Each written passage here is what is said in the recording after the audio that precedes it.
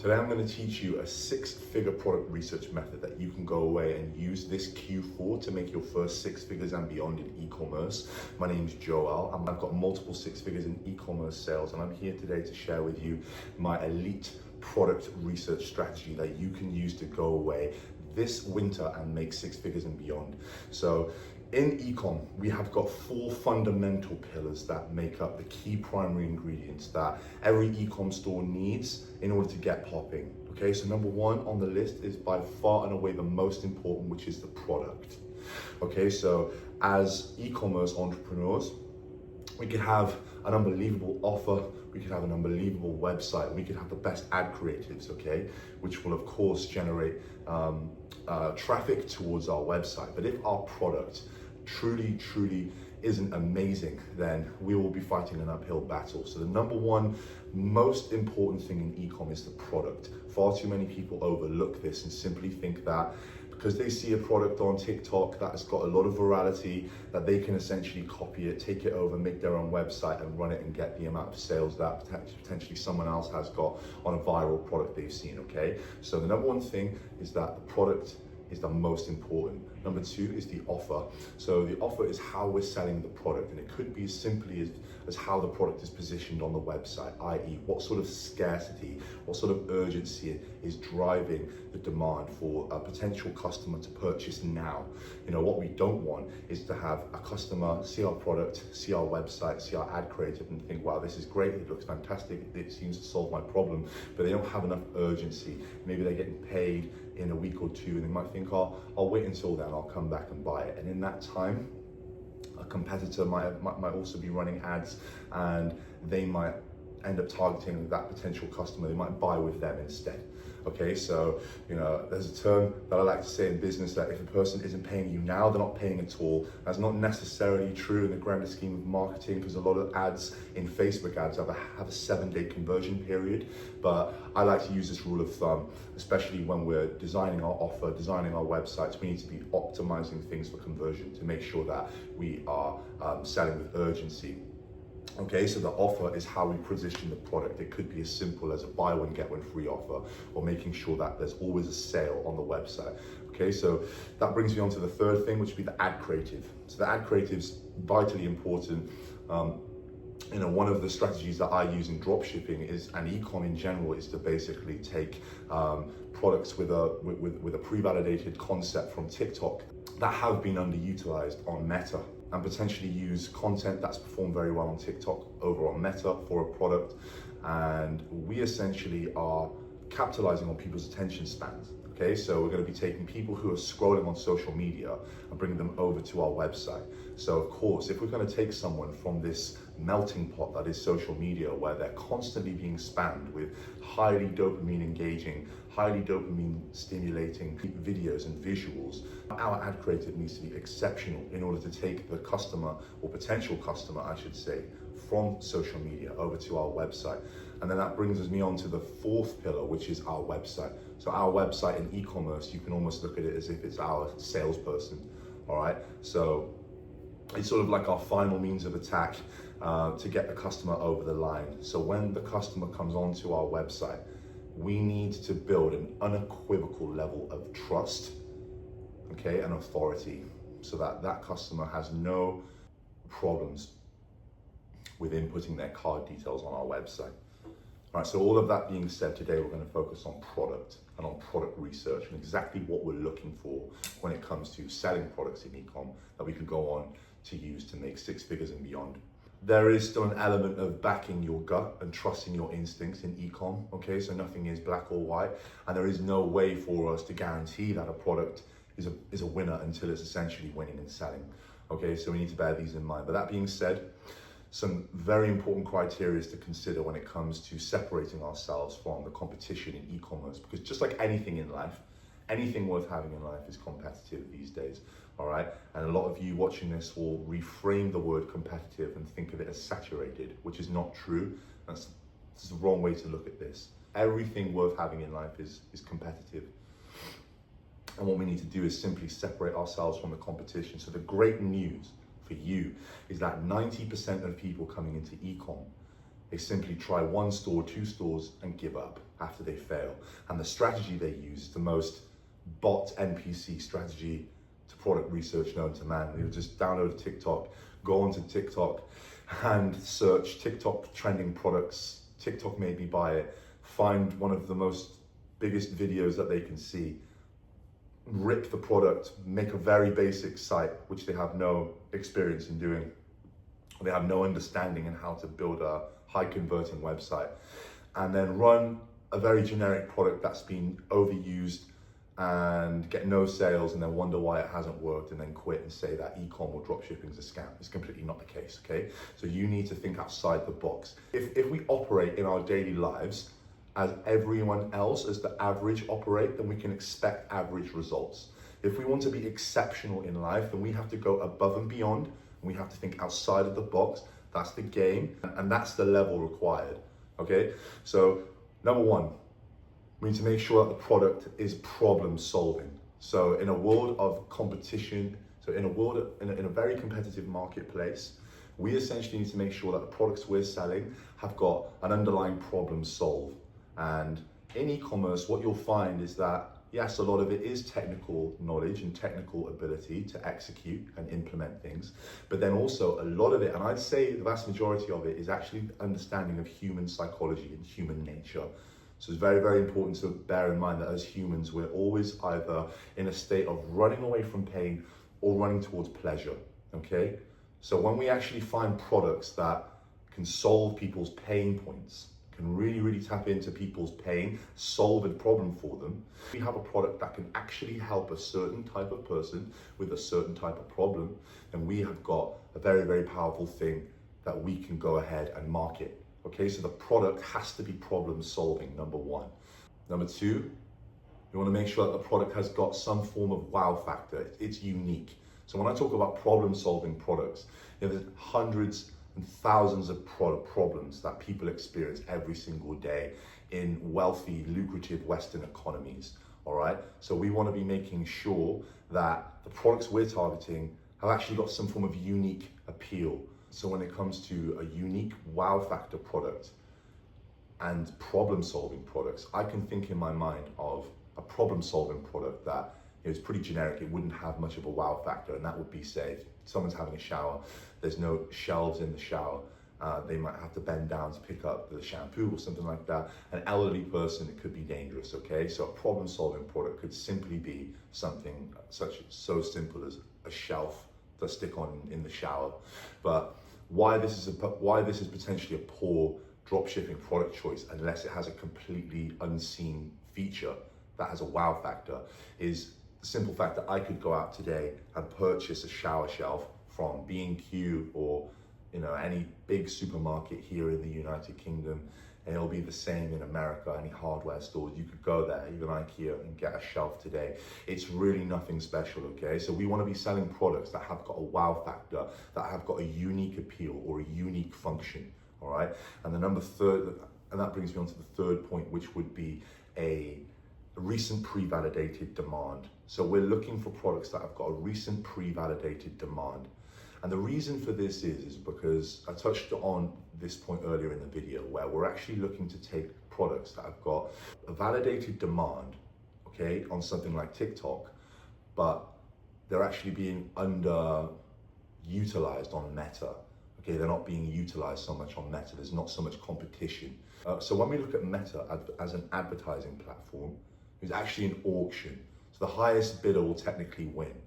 So what we need to bear in mind is that when we're going to run products in e-com and in dropshipping, we're actually competing with competition in terms of our ad spend. It's an auction. So my first winning product, a pair of clogs, it's footwear that I sell to healthcare workers, okay? So these clogs, so they actually solve the problem of foot pain, which nurses suffer from working very long shifts every single day. So with this winning product in this store, on the ad account that I've been using to run the ads through, I've actually spent over £80,000 on this ad account. Now what this means is that ad account now has got a very mature set of data collected. So it's collected a lot of mature data.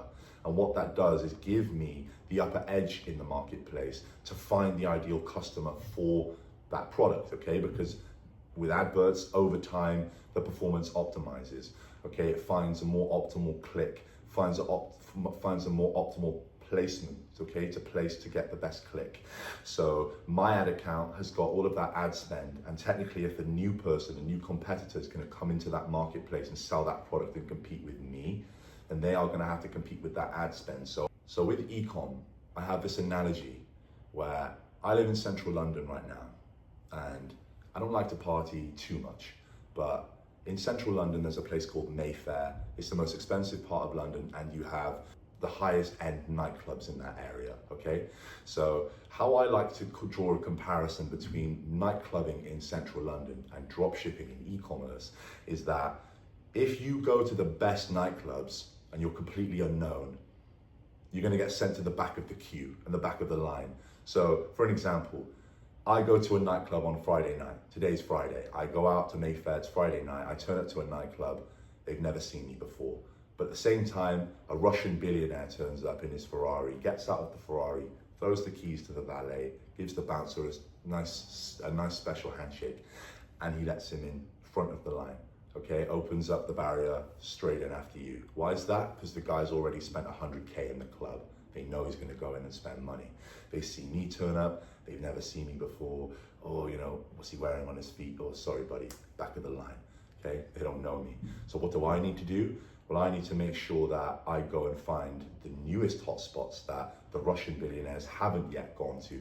They haven't yet gone to the front of the line of, because they're still having fun milking the old place. So we need to make sure that we're looking through this lens, but in e-com, all right? So we wanna be finding products that the other big players or the other competition haven't quite gotten to completely and utterly milk. So that's why when we're looking for products, we wanna search through filters of, you know, recent demand, last 3 months, last 90 days. And the reason again that is because that gives us a heightened opportunity of finding newer, fresher products that people have had less exposure towards.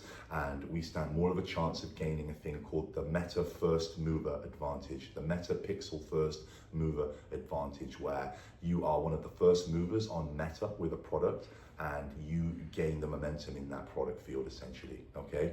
So there are some other softer criteria that you need to consider when product researching. All right, so you don't want to search for anything that's too heavy or too big in volume. So size plays a factor, because if you have products that are too big or too heavy, you're going to encounter inflated shipping and logistic costs, which will really hinder your margins. All right, so you have fragility as well is one of them. We want to make sure that the products that we're shipping and sending are not too overly fragile. All right, so the last thing we want to do is start scaling up a store to like 40, 50, 60 plus orders a day, a K, 1.5K a day, and we start scaling this thing and it starts making you a serious amount of money. But then a lot of the orders potentially arrive broken and we potentially open ourselves up to risk of chargeback, which in e-commerce is a killer. So chargebacks will kill your business in e-com quicker than a murder allegation. So you really want to avoid them at all costs. So that's why we want to make sure that we're selling products that we know will actually arrive. They will arrive and do what they say we're doing. They will actually be working. They will be in great working condition. They will not be broken. And we need to make sure that the products we sell are not too fragile. To make sure we need to think in advance, to think ahead of certain issues that we can actually potentially face and then overcome them, okay? Before we even have to face them. Prevention is better than the cure in this case in a lot of things. So I will also say, if you're a beginner in dropshipping, I would stay away from dropshipping supplements or dropshipping ingestible products or skin applicable products, all right? So I would personally stay away from that. It's a bit of a gray area. You can do it, but you know, would I recommend it? No. You could potentially be sending a dodgy supplement from China that ends up causing someone a health problem and you end up liable with a very big lawsuit on your hands. You want to make sure, so for me personally, if I was going to sell ingestible products or skin applicable products, then I would always custom formulate them, and then there's going to be regulation to appease when it comes to getting them to market as well. So if you're into drop shipping brand new and you just want to make your first 50K liquid profit, then this 100% I would stay away from these types of products until you have that first 50K of liquid, and then you can start to go and put, say, like a supplement brand idea into motion, for an example. Too many people at the start, they want to make it too complicated. Honestly, the best thing you can possibly do at the start is spend as little money as possible on finding your first winning product, all right? And drop ship a product straight from China to make your first 50K liquid profit. That's the aim, okay? We don't have to overcomplicate things. We don't want to go too elaborate and make some huge supplement brand is going to take on maxi muscle from day one, all right? Do that down the line. First things first, get into ecom, get your first trophy, get your first mil in revenue, get your first 100K in revenue, whatever it is, wherever you're at, that's the goal, okay? And then you can go down the road of creating a brand. You know, that's actually the point that I'm at right now. I'm actually formulating a custom hair brand as I film this video.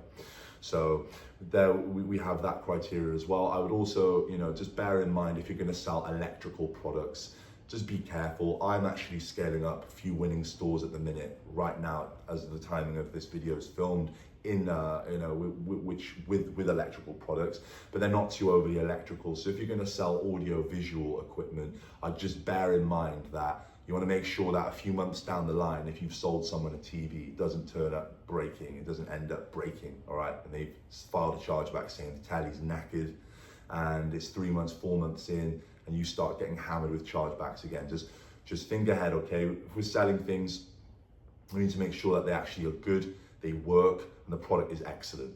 There's no way around it. So many people think you can come into e-com, sell shit, and because of the power of the internet, you can just make a million selling shit. It just doesn't work like that. You just pop that bubble now. You have to sell fucking good products that actually do what they say they do, okay?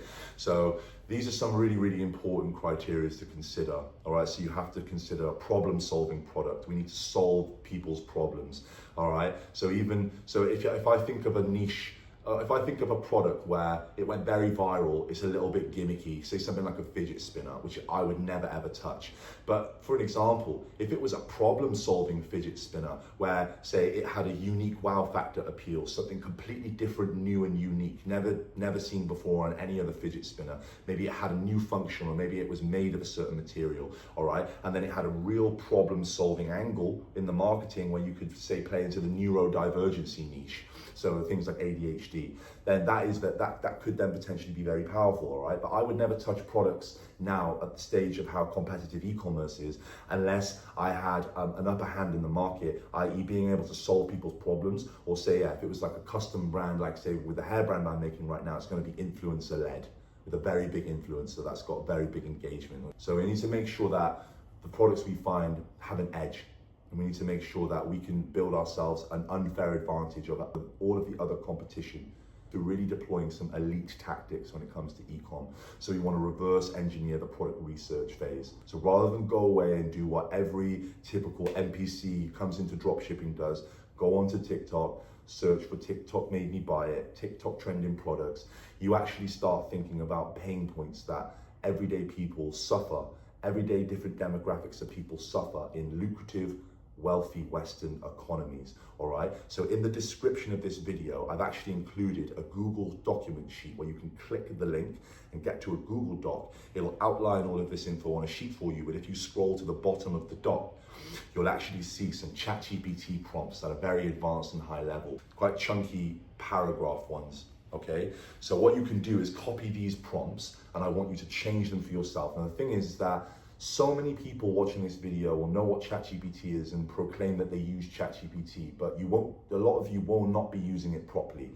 If you actually leverage ChatGPT to help you rather than do the work for you, then it can become your best asset. It can become your most powerful asset. I use ChatGPT every single day, but I don't ask it to do things for me. I ask it to help me. I ask it to bounce my own brainwaves off of, okay? So when it comes to product research, we don't want to be putting the product research in the hands of ChatGPT. It's an AI, and it's good, but it's not that good, all right? You ultimately are the person who's going to be selling the product. You need to do the work. So you can leverage ChatGPT, but don't rely on it. So you can use these prompts, but I want you to change them and edit them, make them better. And I also want you to purely use the information from ChatGPT to bounce your own brain off of, all right? I don't want you to take it as gospel and just say, oh, well, ChatGPT said it, copy and paste everything, right? It's lazy. How can you expect to make the money you want to make and find the success that you want to find if you're going to be fucking lazy? So we really need to make sure that we fucking take the long road here, all right? Not the easy road. This is not easy, this. It's not an easy game, ecom, but once you crack it, you can make a shit ton of money and it can give you an absolutely incredible life, all right? So you want to focus on the skill acquisition. So use these prompts, go away and reverse engineer the product research process.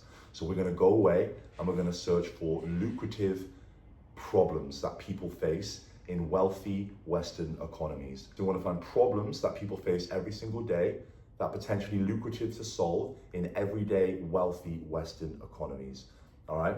So once we do that, it then gives us a lot of foundation for us to then go away and start looking on TikTok for different products, for different problems. All right, we can even go away and search for the problem rather than the product and find the product based off the problem. All right, so I want you to do this. I want you to basically arm yourself with a bunch of lucrative problems that people face every single day. And then I want you to use the second prompt on the sheet in the description to basically go away and find elite search terms for all of these different niches. And you'll actually be able to end up finding some amazing products from this, I promise you.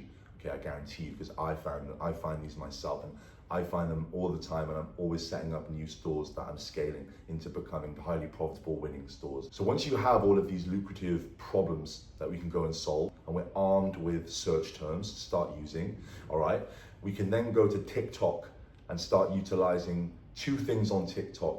So I like to look at TikTok as the TikTok algorithm, and then the completely separate function, which is the TikTok shop. So I want you to be doing this all on a smartphone, because you can use the TikTok shop on the smartphone as well as the algorithm. It's very easy. And the TikTok algorithm is one function that we're going to use. We're going to use the search bar in the TikTok algorithm. And then I want you to basically filter the results of the searches between like the last 30 days to the last 90 days, the last 3 months. And like I said, that's just going to allow us to find products that have got a higher potential recent appeal, okay? A recent unique demand where they're newer, they're more fresh, people have less exposure to them online, so we can actually start to build first mover advantage in one of these potential winning products, okay? So we want to make sure that we find problem solving products that we then can go away and find recent demand around. So I want you to implement these filters when we're searching through the TikTok algorithm, okay? And I really, really want you to be very, very meticulous in your searches. That's why we're using the AI to help us curate so many different angles of search term. So when I was finding my first winning product, like I said, which is a pair of work shoes for nurses, okay? I was looking at the time on TikTok for comfortable, comfy women's shoes, all right? And, you know, I ended up tweaking the search to non-slip shoes. And that's where these shoes came up, okay? That's where they actually appeared in the search results, was from tweaking the search by something that small, okay, but also relevant. So I want you to bear that in mind, is that if you're looking for a winning product and you actually want to find a winning product, you're gonna have to search through a metaphorical haystack to find the needle. But I promise you, there are so many needles in the massive haystack that there's actually, the problem isn't that there isn't enough winning products, it's that there's too many, all right? There's simply too many. So the algorithm we will use to search for products over the last 3 months, the last 30 days, all right? And we also then want to use the TikTok shop. Now the filter that we're using on TikTok shop is slightly different to the algorithm. So on the algorithm, you know, we're looking for the recent demand, but on the TikTok shop, the metric that we're going to use the most is number of units sold.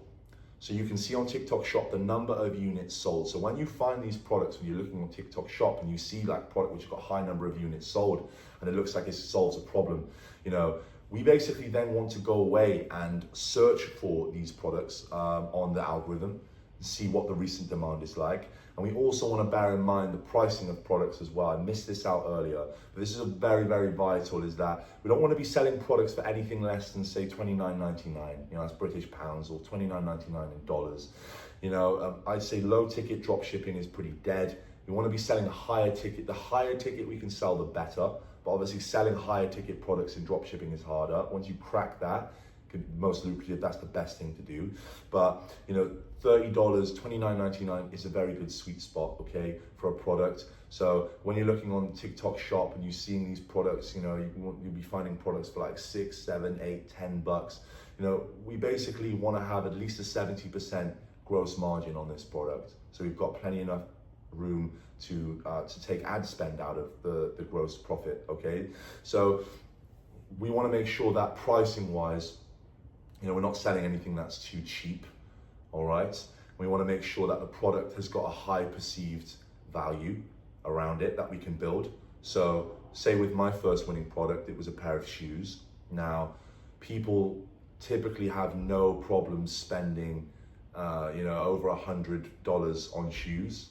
It's just something that people have no problem in doing. So I sell my clogs for $39.99 in British pounds. So therefore, would people be willing to buy those clogs if the brand was trustworthy enough, if the brand was positioned well enough as an authority and someone who could solve that healthcare workers' problems? Well, yes, and the proof is in the pudding. So when you're looking on TikTok Shop and TikTok in general, you're gonna see some products and you're gonna think to yourself, well, can I really sell this for X amount of money? And what you need to do is really think deeper than just the surface of seeing it on TikTok Shop listed for its Temu price, all right? Because TikTok Shop is essentially TikTok's version of Temu.